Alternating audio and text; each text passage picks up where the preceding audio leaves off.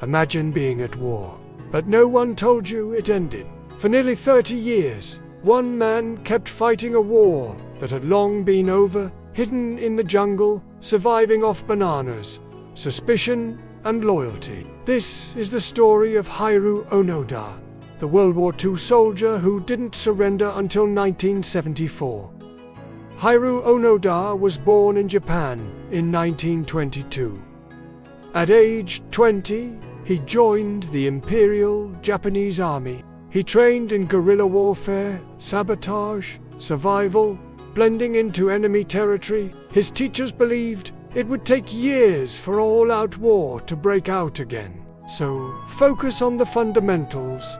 Onoda learned how to live off the land, build shelter, purify water, hunt and fish, start fires without matches or lighter. He learned to be patient, resourceful and self-sufficient, and it would serve him well later. In 1944, World War II was turning against Japan. Hitler had invaded Russia. The US was bombing Japan.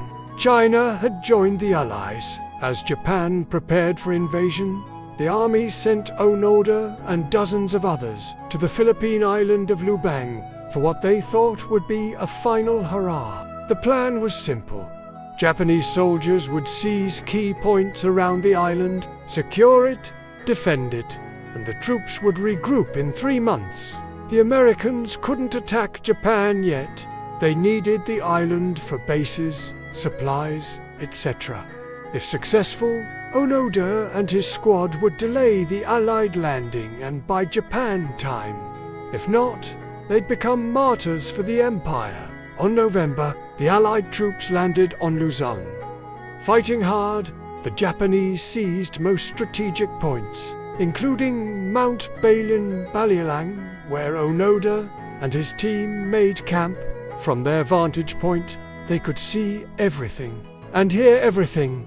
Gunfire, explosions, tanks moving around. They also saw people fleeing up the mountain, running for their lives. As the first month went by, though, the Japanese troops started having trouble.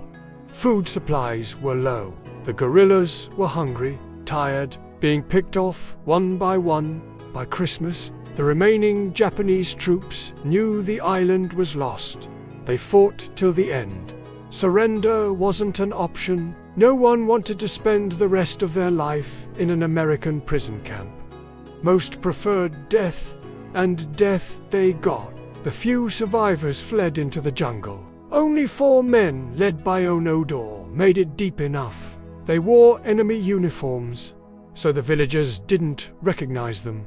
And that's how they survived. They lived off bananas, raided local villages, stole rice, burned crops, even shot at police, convinced they were enemy soldiers. To the locals, they became jungle ghosts, reappearing from time to burn down homes. Word got out. Flyers were dropped from planes. Japan has surrendered. The war is over. Photos of family. Please to come home. But Onoda didn't believe it. This is enemy propaganda, he thought. A trick to flush us out. In Onoda's world, the war had never ended, and the only way to survive was to keep fighting. Time passed, and the jungle took its toll. Shigeru Yokoi was the first to surrender in 1950. When captured, he was skinny, wearing rags, machete in hand, but Yokoi was happy to leave the jungle. He spent his remaining days running a small store. 2 years later, in 1954, Suzuki Yoshimi ran afoul of the law, robbing a shop. A shootout ensued. He was killed. Onoda and the last soldier, Kazuka, stayed hidden for another 20 years, alone in the forest, living off the land, never giving up. In 1972, a patrol finally caught them burning a farmer's rice field. Kazuka was shot and killed. Onoda escaped into the trees alone, still believing the war raged on. Enter Norio Suzuki, a 24-year-old Japanese college dropout, adventurer, a bit of a hippie. he set out to find, quote, Lieutenant Onoda, a panda, and the abominable snowman in that order. He traveled to Lubang in 1974 and found Onoda in the jungle, alive, armed, unconvinced. When Suzuki approached Onoda, he said, "The war is over. Please come home." But Onoda refused. "I was given an order.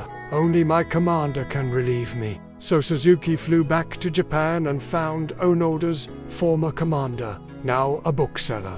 They returned to the jungle together, and on March 9, 1974, in full uniform, Onoda stood at attention and saluted.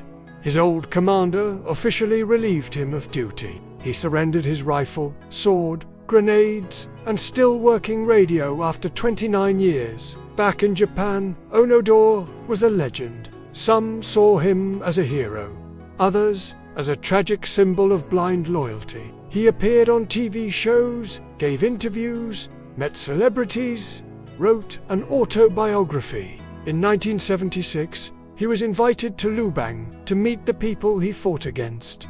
He was greeted with joy, a ticker tape parade, cheers, a feast, dancing, then tragedy. A car carrying Onoda and 4 others crashed, killing 2 and injuring Onoda. Later that year, he moved to Brazil for a quieter life. Onoda felt out of place in the modern world. He couldn't find work because he didn't have any marketable skills. Plus, he couldn't read or write. So he survived on pensions from the Brazilian government and veterans groups. Onoda eventually found love again, remarried, and had a son. He also developed stomach cancer. In 2002, he returned to Japan to get treatment. That same year, he was awarded the Order of the Rising Sun, 3rd class, for his contributions to international relations. Back in Brazil, Onoda opened a survival school, teaching bushcraft, martial arts, fishing, and survival training. He ran it for 10 years. In 2011, Onoda returned to Lubang for the first time since 1974. He was 89 years old. It was a hero's welcome. Local officials escorted him to the island's capital, where he laid a wreath at the monument of fallen soldiers. Onoda then returned to Japan to live out his final years quietly. He passed away on January 16, 2014. At the age of 91, his death shocked many, especially in the Philippines. President Benigno Aquino III said, quote, "Sergeant Onoda personified patriotism and commitment to duty. We salute the courage of a soldier who remained steadfast in his service." Hiroo Onoda is an interesting study in survival. When push came to shove, he adapted and lived to tell the tale. He was also loyal beyond the grave, refusing to admit Japan lost the war. But Onoda also makes us wonder, when does duty become delusion?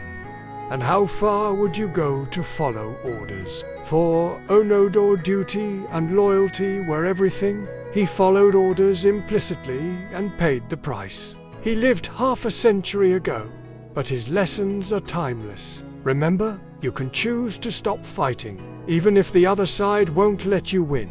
Sometimes surrender is the only rational choice. Duty and honor aren't worth dying for. Thanks for watching. Subscribe for more crazy true stories from history.